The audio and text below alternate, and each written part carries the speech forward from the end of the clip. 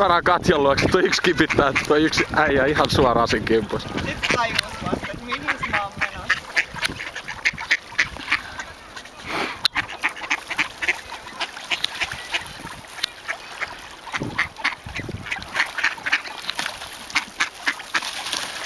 Heitäs vähän tuohon maahan niillä. Tähän johkuu, niin me saan kuvattua niitä. Se on oikein murustus vaan heitä tuohon lumelle. Kauhea käskytys. No niin onkin. Sä oot